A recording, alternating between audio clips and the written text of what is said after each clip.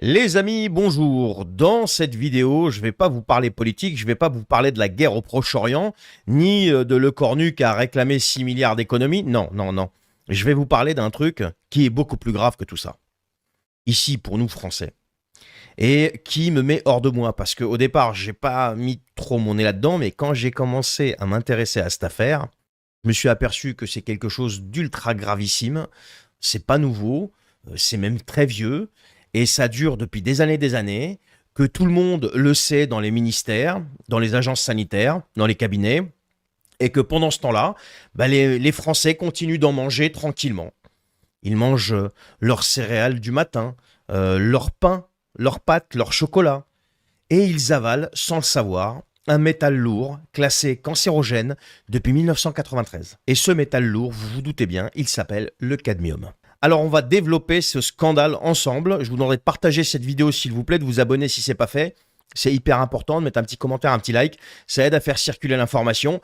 Et allez en description, signez la pétition s'il vous plaît sur le site de l'Assemblée nationale et découvrez par la même occasion le podcast Charbel sans aucun filtre. Alors, le 25 mars 2026, l'Agence nationale de sécurité sanitaire a publié un rapport qui confirme ce que ses propres experts disent depuis 2011. Quasiment un Français sur deux, vous n'êtes pas prêts là, est surexposé au cadmium. 47,6% des adultes dépassent les valeurs toxicologiques de référence. Et en 10 ans, eh bien, cette contamination a quasiment doublé dans la population. Doublé en 10 ans. C'est pas une hausse anodine, hein. Non, non, c'est une trajectoire. Et cette trajectoire, personne ne l'a stoppée. Quelle que soit la couleur politique, quel que soit le gouvernement, aussi bien gauche comme droite, tout ce que vous voulez, parce que maintenant, il y a une partie de la gauche qui s'approprie ce truc-là, Clémentine Autain qui fait des vidéos, etc., etc. Non, non, non, non, non. Personne n'a voulu s'emparer du sujet. Alors d'abord, il faut savoir ce que c'est que ce cadmium exactement. Bon, il s'agit d'un métal lourd, il est présent naturellement dans certaines roches, mais ce qui le rend dangereux, c'est une propriété très particulière. Il s'accumule dans le corps humain. Une fois qu'il entre, il ne repart pas. Il se dépose dans les reins, dans les os, et il y reste pendant des décennies. Ce qui veut dire que chaque repas contaminé s'ajoute au précédent. Toute notre vie. Les effets documentés sur la santé, c'est du très très lourd. On parle de cancer, poumons, reins, pancréas, des insuffisances rénales chroniques, de l'ostéoporose, de l'infertilité, des perturbations hormonales, des effets sur le développement neurologique des enfants. Et j'en passe. Il est classé cancérogène catégorie 1 depuis 1993. Catégorie 1. Et il faut savoir que catégorie 1, c'est le niveau de preuve maximum. Pas peut-être cancérogène, pas probablement. Non, non, c'est cancérogène. Voilà, c'est sûr et certain. 30 ans de science derrière ça quand même. Et on continue à en mettre dans les champs. Alors comment il arrive dans notre alimentation, ce cadmium? Eh bien à 98% parce qu'on mange. Pas par l'air, pas par l'eau du robinet, non, c'est par les aliments les plus banals qui soient. Céréales du petit déjeuner, le pain, les pâtes, les pommes de terre, chocolat. Des associations ont fait des tests sur des produits du commerce, comme par exemple les produits Chocapic, BN, Prince et j'en passe. Les pains pour hamburger de McDonald's. Tous positifs. C'est pas moi qui le dis, hein. Je vais vous mettre des sources en bas de la vidéo, vous allez pouvoir aller regarder vous-même. Ce ne sont pas des produits de niche, non, ce sont des produits que des millions de Français, des millions d'enfants consomment tous les jours. Et le cadmium vient dans ces produits parce qu'il est dans les plantes. Il est dans les plantes parce qu'il est dans les sols. Et il est dans les sols parce qu'on l'y a mis, via par exemple les engrais phosphatés épandus sur les terres agricoles. Et c'est là que tout commence. Les engrais phosphatés, c'est le cœur du problème. Ces engrais sont fabriqués à partir de roches de phosphate, et ces roches contiennent naturellement du cadmium, et à des taux qui varient beaucoup selon leur origine. Donc le niveau de contamination de nos sols dépend directement d'où vient le phosphate qu'on utilise. Et là, je vais vous donner 3 chiffres. Mémorisez-les bien. Ce que recommande l'Agence nationale de sécurité sanitaire. 20 mg de cadmium par kilo d'engrais. Ce que fixe la norme européenne, écoutez bien, c'est 60 mg par kilo. Ce que la France autorise chez elle, c'est 90 mg par kilo. 90 mg. 4 fois et demi au-dessus du seuil recommandé par ses propres experts. 50% au-dessus de la norme européenne que la France n'applique toujours pas. Et l'Agence nationale de sécurité sanitaire recommande 20 mg depuis quand? Depuis 2011. Depuis 2011, cette recommandation est sur la table. Et la limite française est restée à 90. 15 ans d'inaction. C'est pour ça que je vous dis, quel que soit le gouvernement, pendant 15 ans, chaque sac d'engrais épandu sur les champs français a pu contenir jusqu'à 90 mg par kilo de cadmium. Et personne n'a rien changé. Pourquoi, à votre avis? Eh bien, c'est exactement là que la politique entre sur scène.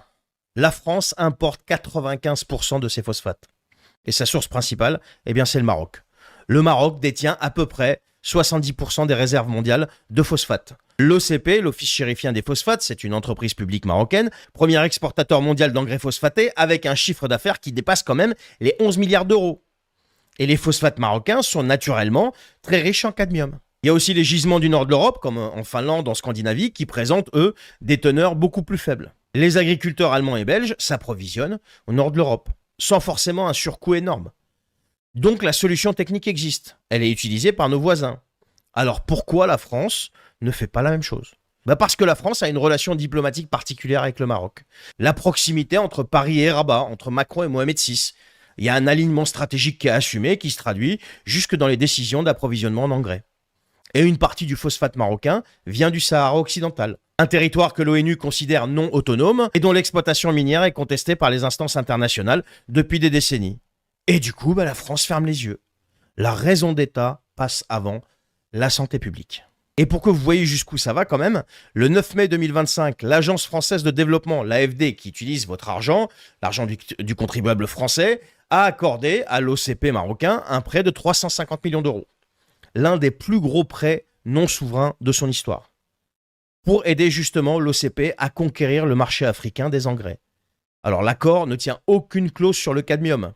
Pas un mot, pas une ligne, rien. La fondation Farm, qui est financée par l'AFD elle-même, avait pourtant alerté sur la vulnérabilité particulière des sols africains à cette contamination. Et on a ignoré ça. Et on a signé. Donc la France finance l'exportation du problème vers l'Afrique pour des raisons diplomatiques avec le Maroc. Et j'entends déjà ceux qui vont dire que baisser les seuils pénaliserait les agriculteurs et je sais pas quoi. D'après les experts, c'est totalement faux. Il existe une technique, d'après les experts, c'est pas moi qui l'invente, qui s'appelle la décadmiation. C'est un procédé industriel, a priori, qui retire le cadmium des engrais phosphatés. Il existe, il fonctionne. Son coût, c'est à peu près 2 € par hectare. 2 € par hectare pour arrêter d'empoisonner la moitié de la population, c'est que dalle.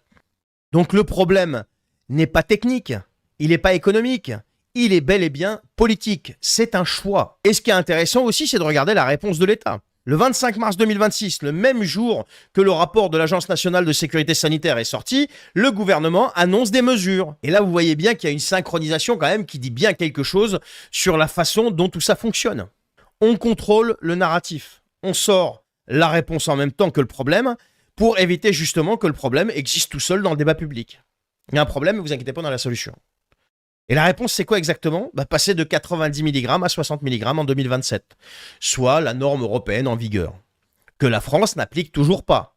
Puis passer à 40 mg par kilo en 2030. Et les 20 mg par kilo recommandés depuis 2011, eh bien, il n'y a aucun calendrier, aucune date. Et la ministre de l'Agriculture, Madame Genvar, interrogée au Sénat sur le sujet, nous sort un truc du style, je cite, « Mon ministère peut attester de la conformité de 99,5% des produits contrôlés. » Un sénateur lui répond, sous serment devant une commission d'enquête, « Maintiendrait-elle ce pourcentage ?» Eh bien, on ne sait pas.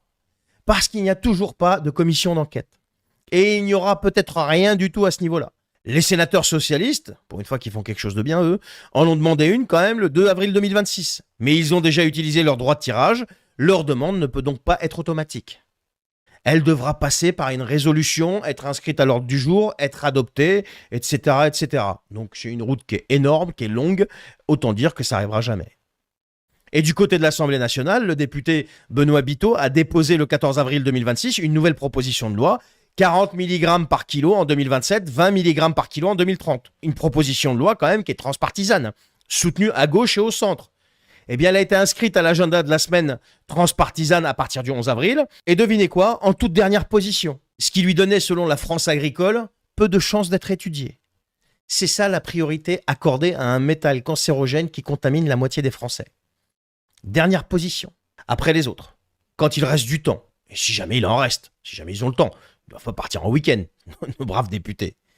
Donc voilà ce qu'on retient les amis. Un métal classé cancérogène depuis 1993 contamine quasiment un Français sur deux via l'alimentation ordinaire qui est consommée chaque jour. Et cette contamination a doublé en 10 ans. Elle vient des engrais phosphatés épandus sur nos terres. Ces engrais viennent principalement du Maroc, dont les phosphates sont naturellement très chargés en cadmium. La France pourrait s'approvisionner ailleurs, en Europe du Nord par exemple, ou décadmier les engrais. Elle ne le fait pas pour protéger une relation diplomatique avec le Maroc, donc pour des raisons politiques. L'Agence nationale de sécurité sanitaire recommande 20 mg par kilo depuis 2011. La France autorise 90 mg en 2026 et l'AFD, donc l'Agence française de développement, a prêté 350 millions d'euros à l'OCP marocain pour exporter ce problème vers l'Afrique, sans une seule clause sur le cadmium. C'est pas une négligence, hein. C'est pas une erreur d'appréciation, c'est un choix répété, conscient, assumé depuis 15 ans. Le choix de faire passer des intérêts économiques et diplomatiques avant la santé des Français. Voilà, c'est ça. C'est un scandale d'État, tout simplement. Donc voilà où est-ce qu'on en est les amis avec cette histoire de cadmium. Voilà ce que je peux en dire. Je pense que j'ai assez résumé la situation. Je vous mettrai les liens en description pour aussi aller voir les sources, hein, parce que c'est très important quand même. Partagez cette vidéo s'il vous plaît, un petit commentaire, un petit like. Allez en description, signez aussi la pétition et partagez-la avec tous vos contacts. Et découvrez le podcast Charbel sans aucun filtre. Justement, épisode numéro 14, c'est sur le Frexit. Je vous souhaite une excellente journée.